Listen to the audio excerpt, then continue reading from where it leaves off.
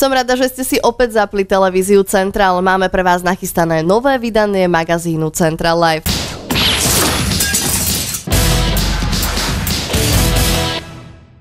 Môjho prvého hostia neprivítam v našom štúdiu. Keďže je dosť vyťažený, vybrala som sa s kamerou za ním. Tak sa za ním vydajte spolu so mnou. So Svetozárom Sprúšanským sa v tejto chvíli budeme rozprávať o festivale Divadelná Nitra, ktorý už 26. septembra štartuje u nás v Nitre. Sveto, vítam sa u vás takto, pretože nie sme u nás v štúdiu, ale som ja u vás v divadle. Aké je vaše spojenie s Divadelnou Nitrou? Tak pred niekoľkými desiatkami rokov som bol členom dramaturgickej rady a od toho 1. do toho 10. ročníka som sa spolupodielal na takom priamom organizovaní festivalu pri výbere domácich i zahraničných inscenácií. Po tých rokoch festival nadobudol trošku iný charakter, čo sa týka výberu slovenských inscenácií. Je to tzv. Kurátorský výber, kedy jeden zo slovenských divadelných režisérov, tvorcov vyberá svojim okom a svojim pohľadom z minulosezónnej divadelnej produkcie inscenácie na medzinárodný festival z toho slovenského prostredia. Takže tohto roku na Divadelnú Nitru som akoby vlastným pohľadom vybral 5 inscenácií, ktoré sa predstavia zo Slovenska v tom hlavnom programe festivalu. A predsa len, keď vy ste spojení s divadlom Andreja Bagara v Nitre, tak viete byť aj taký objektívny? Tak snažil som sa byť objektívny napriek tomu, že jedna z tých 5 inscenácií je z domácej produkcie, ale mám pocit, že v pohľade na to, čo sa urodilo v minulej divadelnej sezóne na Slovensku, sa určite tá inscenácia Potkany Gerharda Hauptmana, inscenácia v réžii Romana Poláka z našej produkcie divadla Andreja Bagara v Nitre určite nestratí. Dokonca si myslím, že je to jedna z inscenácií, ktorá má naozaj aj čo povedať medzinárodnému publiku, čo teda bol jeden z aspektov aj pri výbere týchto produkcií zo Slovenska. Spomenuli sme, že tých slovenských inscenácií je 5, už ste spomenuli prvú, tak poďme sa pozrieť ešte na tie ďalšie. Ja by som sa ešte rád vrátil teda k našej inscenácii Potkany. Myslím si, že tá inscenácia zaujíme predovšetkým výpoveďou, je to silný príbeh matky, ktorá túži mať dieťa a inscenácia hovorí o tom, čo všetko je ochotná preto urobiť, ale to je akoby len taký prvý plán tej inscenácie. Pod tým sa odohrávajú také tie podzemné pochody a pocity obyvateľov jedného domu, v ktorom sa odohráva táto inscenácia.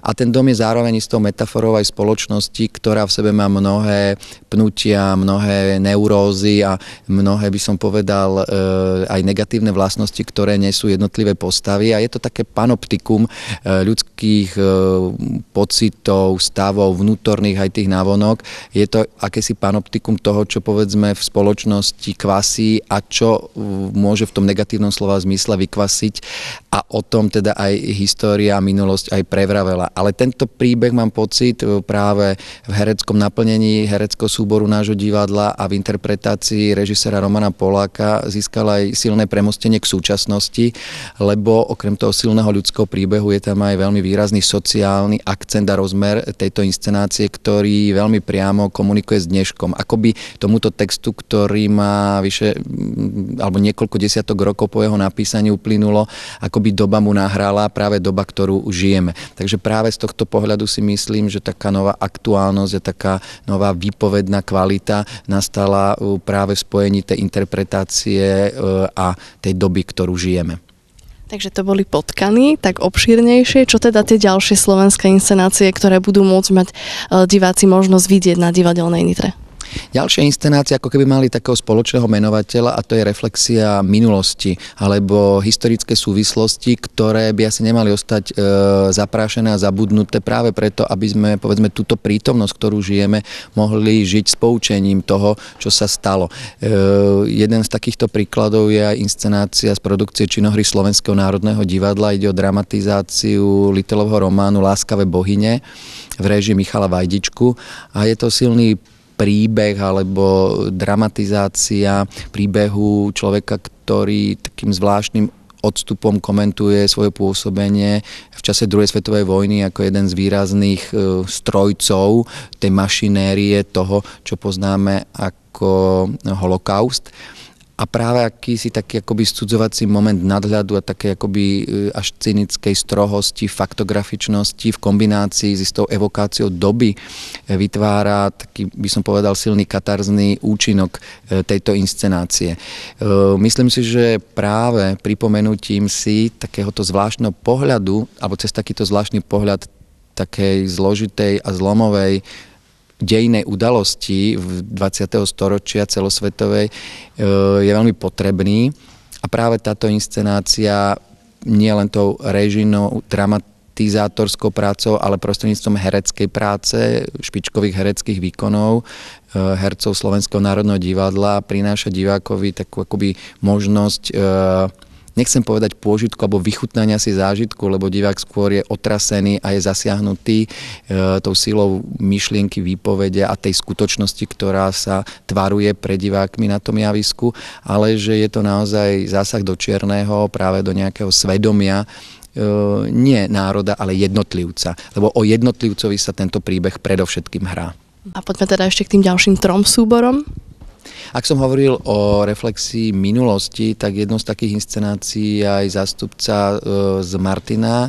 Komorné divadlo prináša dramatizáciu alebo takú až autorskú úpravu textu Patrika Ouředníka Európeana alebo Stručné dejiny 20. storočia. Jan Luterán ako režisér a jeden zo spolutvorcov spolu s hercami vytvorili opäť taký akoby panoptikálny obraz reflexie minulosti, ako prezrádza názov minulého storočia, kedy v akejsi knižnici sa stretávajú postavy, ktoré veľmi svojsky a po svojom interpretujú alebo reinterpretujú tie zlomové momenty minulého storočia, ale aj tie úplne banálne, kde sa stretávajú okamihy, na ktoré možno zabudnúť, alebo ktoré sú aj nezabudnutelné, dávajú ich do nových súvislostí vzájomných, nie len medzi sebou, ale aj čo sa týka smerom k dnešnému vnímaniu, z dnešného pohľadu súčasníka, mladého človeka, práve tých dejných udalostí. Táto inscenácia sa pohráva aj s divadelnou formou dramatičnosti a nedramatičnosti, pracuje s istým nadhľadom, odstupom, sebairóniou a opätovne cez najmä hereckú zložku sa snaží možno s tými dejinami v tej vyprázdnenej knižnici možno viac žonglovať. Takže možno aj takýto odľahčenejší tón môže priniesť zaujímavý pohľad na to, čo sme prežili a verím, že to bude veľmi príjemným osviežením pre divákov divadelnej Nitry. Práve takýto iný aj formou, aj žánrom akoby príspevok v tej ponuke festivalovej. Tak čo ďalšie vás do slovenských inscenácií oslovilo, tak sa pomaličky posúvame. Ak by sme sa postupne mali posúvať smerom na východ, tak prídeme štátnemu divadlu Košice, ktoré v spolupráci s občianskym združením pripravilo inscenáciu Svedectvo krvi, opäť príspevok, ktorý vychádza alebo reflektuje historické fakty. Ide o text Karola Horáka, súčasného slovenského dramatika, jedného z najvýznamnejších, Košičana, ktorý sa zameral na fakty 3 svedcov, ktorí sa stali mučeníkmi v protihabsburskom nejakom ťažení proti ním. A práve z historických súvislostí života a faktov prenasledovania týchto 3 svätých sa tvorcovia na čele s poľskou režisérkou Agnieszkou Olsten inšpirovali skôr k výpovedi o prítomnosti. Sú tam veľmi aktuálne a veľmi pálčivé témy vzťahu profánum a klerikum, vzťahu náboženstva, vzťahu istej neznášanlivosti alebo tolerancie v spoločnosti, tak k otázkam náboženského presvedčenia, prezentovania a presadzovania tých myšlienok, ale aj istého presadzovania pohľadu na veci z iného uhla. A myslím si, že táto téma je veľmi akoby aktuálna aj dnes. To po tematickej stránke, ale či ma táto inscenácia zaujala, je naozaj nebývalá divadelná forma, možno aj tým, že režisérkou je tvorkyňa z Poľska a pristúpila k tejto téme alebo k tomu textovému materiálu ako naozaj len k východisku pre vlastné variácie spolu s hercami obrazov, ktoré sú veľmi silné, veľmi sugestívne a výrazovými, výsostne modernými divadelnými prostriedkami divadla 20. storočia sa snaží viesť polemiku s minulosťou, s tým, čo z minulosti k nám vystupuje a snaží sa atakovať diváka, niekedy veľmi, by som povedal, až obrazmi veľmi krutými, surovými, k tomu, aby sme sa zamysleli nad životom, ktorý my dnes žijeme a nad témami, ktoré práve aj títo traja muži prinášajú. Je to veľmi zaujímavý divadelný tvar, v ktorom sa miešajú formy aj nielen dramatického vedenia príbehu, ale používa sa tam aj prvok hudby, rapu, práce s miešaním sa s viacerými realitami, ktoré do seba vstupujú, komentármi hercov a postav v súčasnosti za seba. Čiže je to akoby také postmoderné opäť panoptikum veľmi takej veľkej útočnosti na diváka. Ale vo výsledku tá inscenácia vo vás zanechá dojem veľkého ataku a premýšľania nad tým naozaj, čo sme žili, alebo čo žili naši predchodcovia a či sa toho tak veľa zmenilo po tých desiatkách rokov. No znie to zaujímavo a ja predpokladám, že rovnako zaujímavá bude aj tá posledná slovenská inscenácia alebo posledný slovenský zástupca na tohto ročnej divadelnej Nitre. Tak čo to je? Z divadla Arena sme si vytipovali inscenáciu, ktorá vznikla podľa nedivadelnej alebo nedramatickej predlohy podľa Karla Marxa Kapitálu v úprave textovej, aspoň tak tvorcovia uvádzajú, Petra Lomnického v réžii Martina Čičváka, ale mám pocit, že za touto inscenáciou je viac tvorcov aj hercov a ak som hovoril o svedectve krvi, že je to isté panoptikum a text slúži len ako osnova, tak myslím si, že podobné východiska si zvolili aj tvorcovia inscenácie z Arény pri inscenácii Kapitál. Je to opäť inscenácia, ktorá po formálnej stránke je neuveriteľne zaujímavá, provokujúca. Je to inscenácia, ktorá sa, aspoň si myslím, najvýraznejšie vyjadruje k prítomnosti, k súčasnosti, k dnešku, napriek tomu, že Kapitál je niekoľko desiatok rokov starý, ale akoby doba, celosvetová situácia, nielen tej hospodárskej, finančnej krízy, ale krízy, ktorú vôbec prežívame, nahráva tomuto predstaveniu a toto predstavenie reflektuje akýsi vnútorný pocit doby, ktorú žijeme. Je to realizovaná táto inscenácia s veľkou chuťou zasiahnuť istý problém, nezjednodušujúco, po formálnej stránke veľmi rôznorodými prostriedkami. Musím sa priznať, že je to pre mňa trošku taký akoby výkrik a ako jasný taký výkričník smerom k prítomnosti. Je to inscenácia spoločensky angažovaná. Po formálnej stránke môže mnohých divákov aj vyrušiť, alebo provokovať, alebo určite ich nenechá ľahostajným a myslím si, že to je takisto úlohou dnešného divadla, reflexie toho, čo žijeme a upozornenia, vyrušenia diváka z nejaké letargie a upozornenia na to, že istými témami sa treba zapodievať aj z divadelných dosiek. Tá inscenácia opäť má strhujúce tempo, má v sebe obrovský drive, herecké nasadenie, pracuje tak s textovým, ale aj hudobným materiálom, výtvarnými alúziami, odkazmi, strieda mnohé, by som povedal, aj výrazové prostriedky, ktorých je tam použité naozaj veľmi veľa a je len na divákovi, aby aj pri tom triedení a zvýznamňovaní toho, čo mu divadelníci prostredníctvom tohto predstavenia chcú povedať, že ten konečný výber ostáva na toho diváka. Ale všetkých tých 5 inscenácií spája istá znepokojivosť, témy, myšlienky. Je to reflexia niečo, čo sme žili a čo nás dnes bytostne zasahuje, alebo sa nás dotýka, alebo na čo by sme zabudnúť nemali, aby sme sa opäť akoby vedeli poučiť, aby sme sa opäť nedostali do istých zlomových momentov, z ktorých už niet možno cúvnutia. Vy ste povedali, že vlastne týchto 5 zástupcov slovenských sa vyberalo z uplynulej sezóny, tak keby ste to tak mali zhodnotiť, aká bola tá sezóna uplynula v slovenskom divadelníctve? Pri výbere slovenských inscenácií som naživo videl asi okolo 35 až 40 inscenácií, niektoré som si doplnil aj formou video záznamov, ktoré som zhliadol.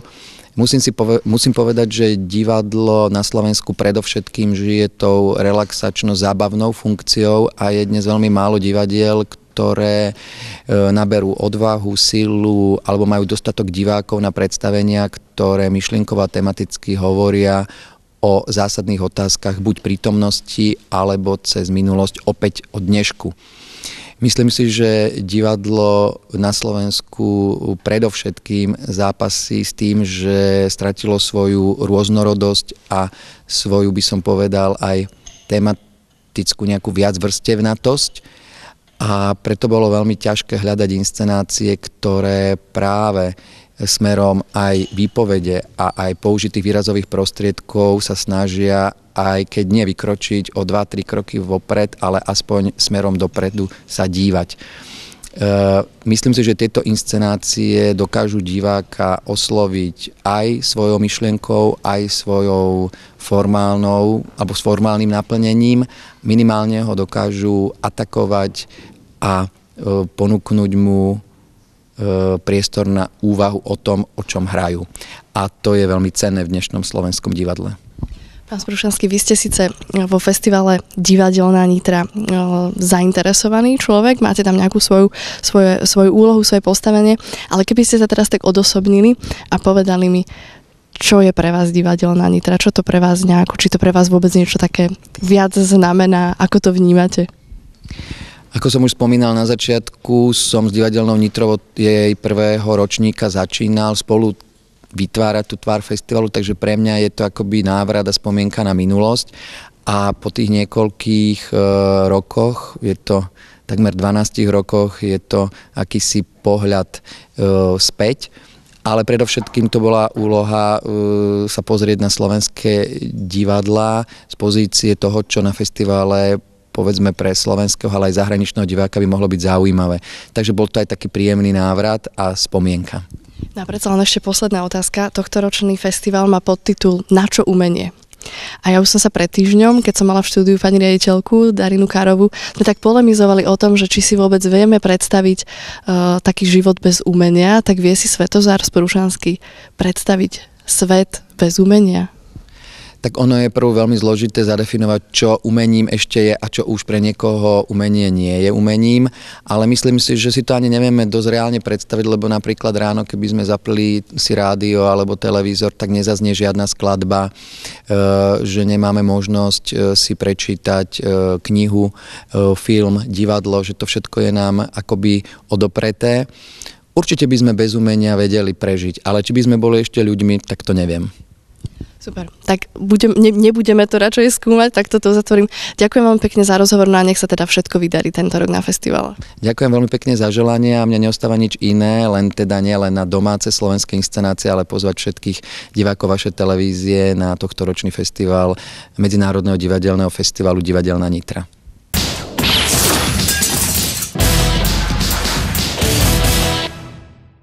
V tejto chvíli sme už z divadla Andreja Bagara späť v našom štúdiu, no a v ňom už so mnou sedia Tomáš Rábek, manažer tanečnej skupiny Old School Brothers a jej tanečník Roland alias Chico. Vítajte, chalani. Zdravím vás všetkých, čaute.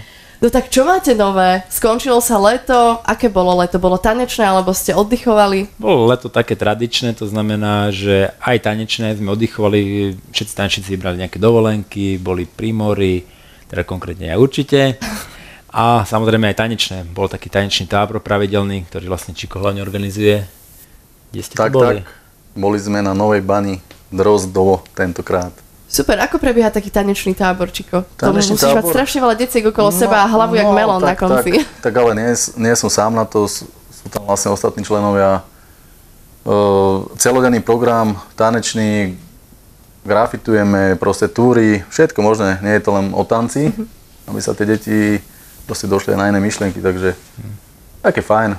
Ale ono je skvelé, že tí vaši členovia, okrem toho, že sú s vami celý rok, chcú ísť ešte aj do tábora. No určite áno, určite, lebo to už je taký vlastný kolektív, my sme taká jedna rodina, keďže sme Old School Brothers a tam v tých táboroch, tam je to predsa trošku o inom, že tam sa vlastne aj spí a teda tam sú také trošku iné zážitky ako my s nimi chodíme na rôzne súťaže, samozrejme tam prespávame, ale to je taká jedna noc nervozita súťaž a ten tábor je predsa taký uvoľnenejší a tí decká naozaj také iné kamarátstva, dokonca sú tam teda aj iní tanečníci, majú záujem, napríklad, že sú z iných miest a nemôžu cestovať do Nitry, tak do toho tábora jednoducho prídu a tam si vlastne sú radi, že môžu stretnúť Old School Brothers, všetky tanečníkov, Miroslava Žilku a do toho vlastne tábora veľmi radi chodia a už je to taká tradícia. Jasné. Inak vy ste takí veľmi populárni, vy ste boli, teda nie, že boli ste, však stále ste úspešní, ale preslávili ste sa takou jednou talentovou súťažou v podstate.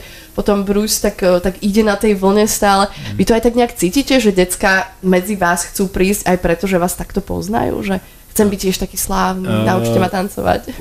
Určite áno, akože ten veľký boom bol v jednom roku, ale ten rok, to by sme mohli dať možno takú súťažnú otázku, toto krásne tričko. No, že v ktorom roku sme to vyhrali? Dobre, tak ak viete, v ktorom roku Old School Brothers vyhrali tú veľkú talentovú súťaž, tak píšte na produkcia@cetv.sk a toto tričko môže byť vaše.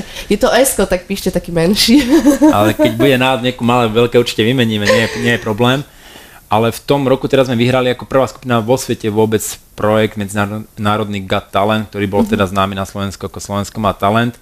No a to nastal taký veľký boom tej našej kariére, ale samozrejme tá kariéra bola už aj predtým rozbehnutá, už predtým sme robili koncerty 50 Centa, Naughty by Nature, The Game ako predskokani, takže tá televízna produkcia to celé len potvrdila, vyvrcholila.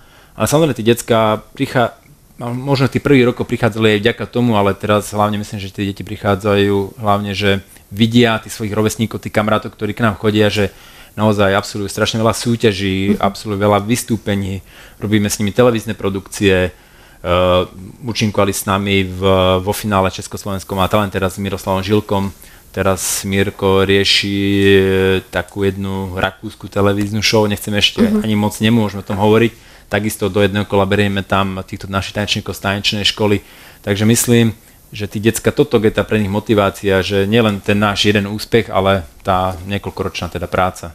A čím si to vy vysvetľujete, lebo pohybujete sa pri tom tanci dlho, že je taký záujem o ten moderný tanec, lebo je to v podstate moderný tanec, nie je to ani klasika, ani folklór, je to hip-hop, že to sem zrazu tak prišlo a má to taký úspech u tej mladej generácie. Aj teda u staršej, ak tak na vás pozerám. Ja si myslím, že veľa tých detí je takých, že sa chcú sa, by som to povedal, odlíšiť od toho davu, asi tak by som to povedal, a chcú dokázať niečo, čo nedokáže napríklad on.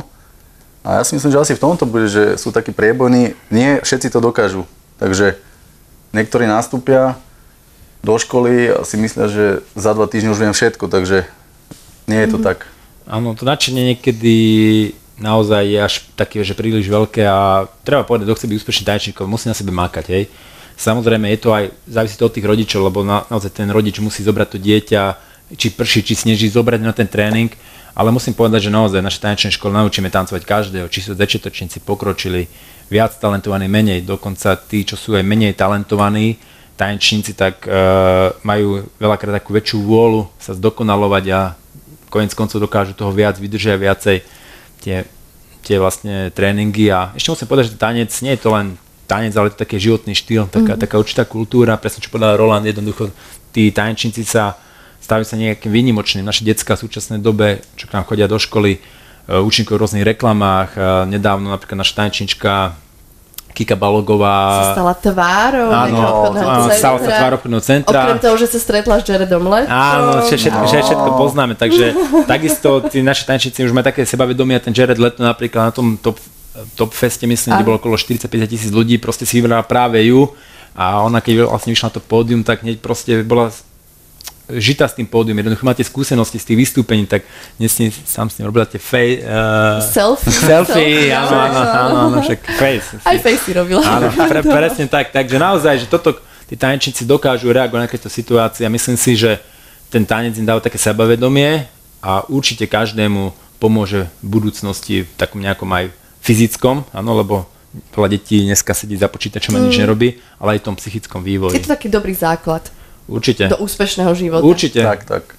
Čo my dvaja môžeme len potvrdiť. Jasné, vy si to chodiaci príklad. No ale teda, aby sme, keď už sme teraz namotivovali nejakých buď rodičov, alebo decká, ktoré nás pozerajú, tak vy robíte nábory aktuálne v najbližších dňoch. Tak povedz, ja zatiaľ ukážem na kameru vlastne dátumy a vy mi povedzte, či sú nejaké obmedzenia. Lebo keď hovoríš, že naučíte tancovať každého, Tak ale asi je to o deťoch skôr, nie? Naučíme naozaj každý tancov, to znamená, každý, kto príde, sa určite zdokonalí. Nehovorím, že všetci budú ako tancov ako Bruce napríklad, alebo ako Chico, ale naozaj naučíme každého. No a tie nábory máme vlastne od 9. do 12. septembra. 9. sa nám zapisujú starí členovia, takže všetci starí členovia, čo chodili po minulé roky, určite prídite, pokračujeme. No a potom máme také pobočky vlastne vo Vrábloch 10. septembra, 11. septembra v Zlatých Moravciach v Mestskom kultúrnom stredisku. No a 12. septembra tu v Nitre, tí noví uchádzači nech pekne prídu.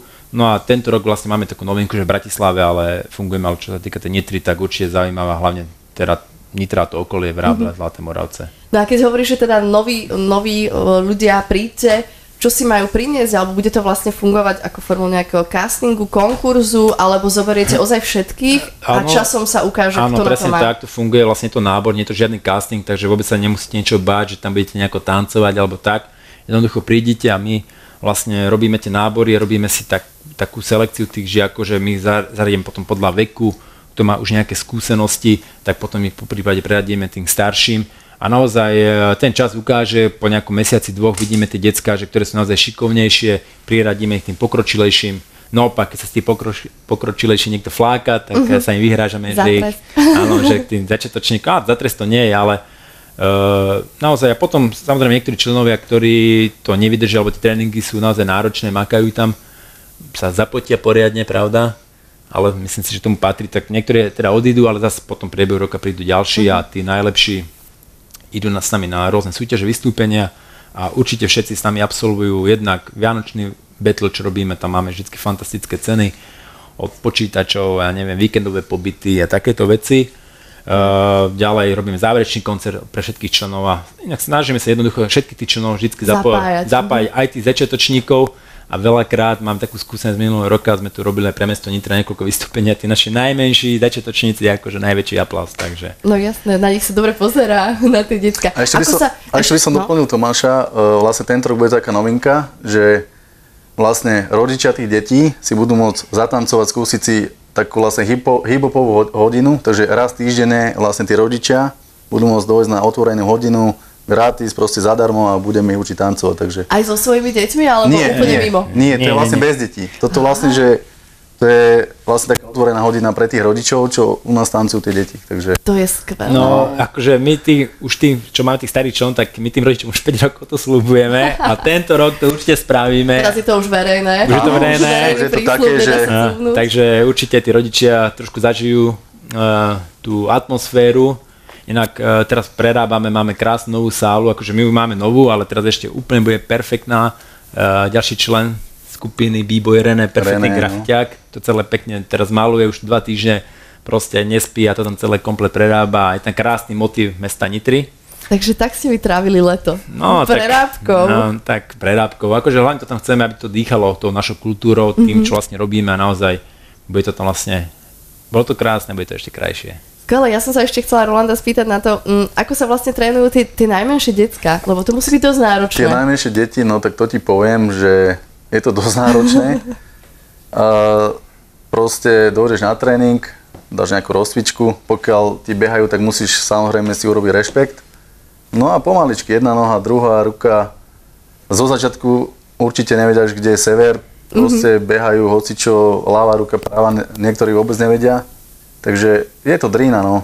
Všetko, tréner má čo robiť. Áno, naozaj, niekedy ten pocit, že suplujeme aj tie telesné výchovy, lebo naozaj deti, čím ďalej, tak je to tak, že nevedia ani kotul spraviť.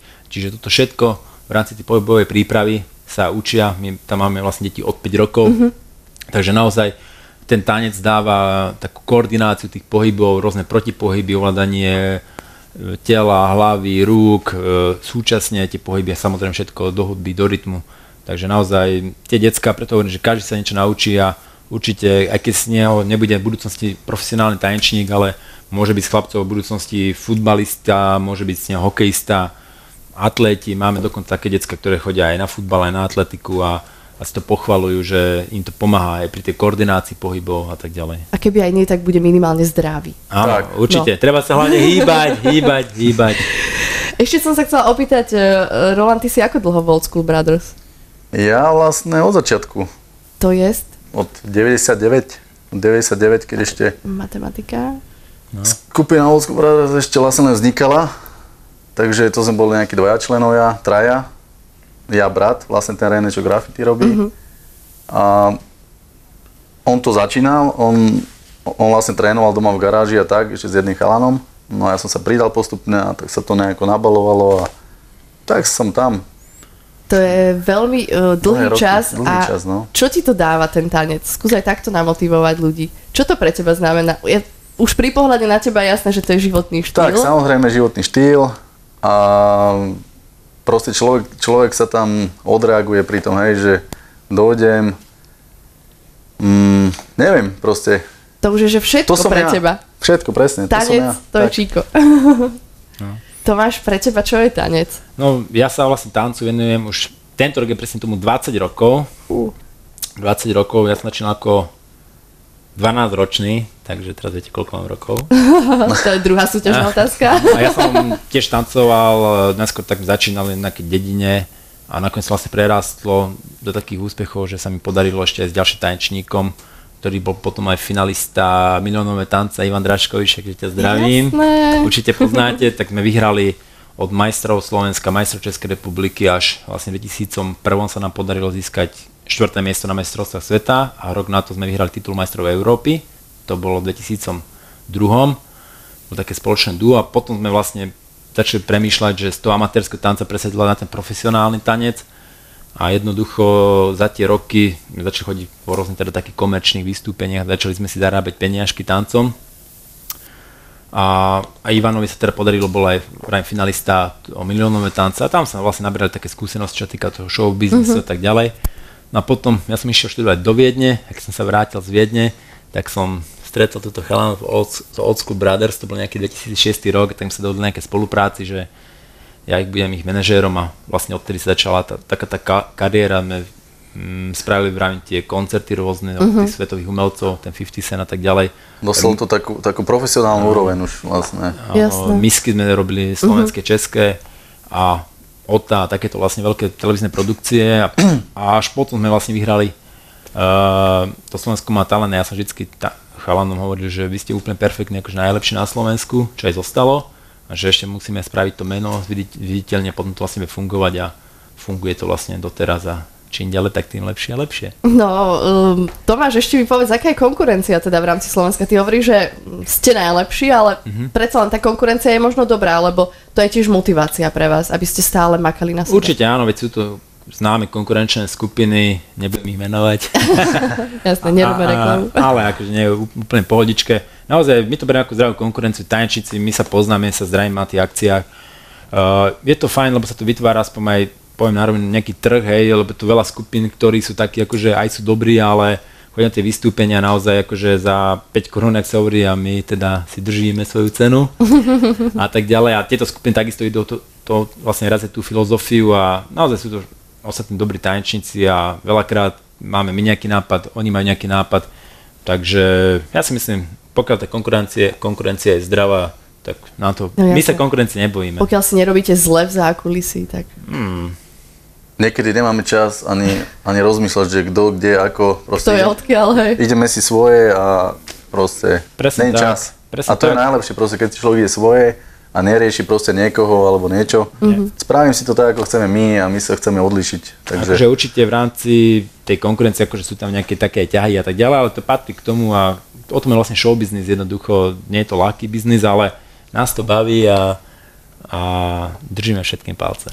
Jasné, dajte ešte v skratke, čo vás čaká najbližšie, okrem náborov teda? Okrem náborov, na ktorých teda ste všetci vítaní, tak nás čakajú vlastne rôzne také vystúpenia, no a čo som spomínal, najviac sa pripravujeme s tým Brujsom do tej rakúskej televízie. Čo ešte nemôžete prezradiť. Nemôžem o tom moc rozprávať, ale vlastne od septembra to ide na ORF-ke, teda môžem povedať, vlastne záznamy z tých castingov a potom nás v októbri čakajú už live, kde teda potom príde.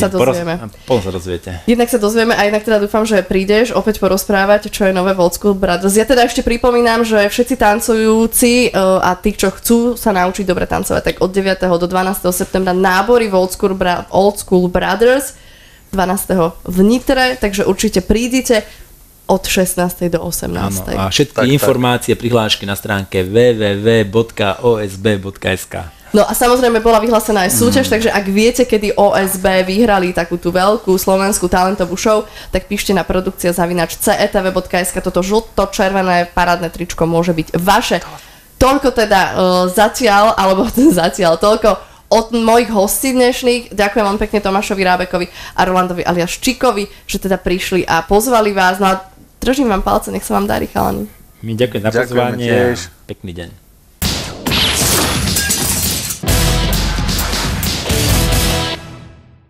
V tejto chvíli ešte zo pár pozvánok na zaujímavé podujatia v najbližších dňoch v Nitre. 8. septembra sa v Ponitrianskom múzeu rozbieha klub paličkovanej čipky. Začiatok je o 14. hodine. Rovnako v Ponitrianskom múzeu sa 9. septembra o 17. hodine uskutoční vernisáž výstavy k 80. rokom od založenia klubu československých filatelistov v Nitre.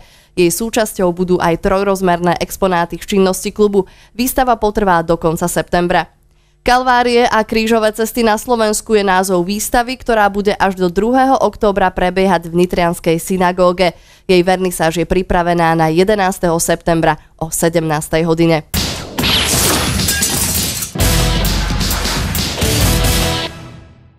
To už bola posledná informácia z dnešného magazínu Central Live. Ďakujem vám za pozornosť a dovidenia na budúce.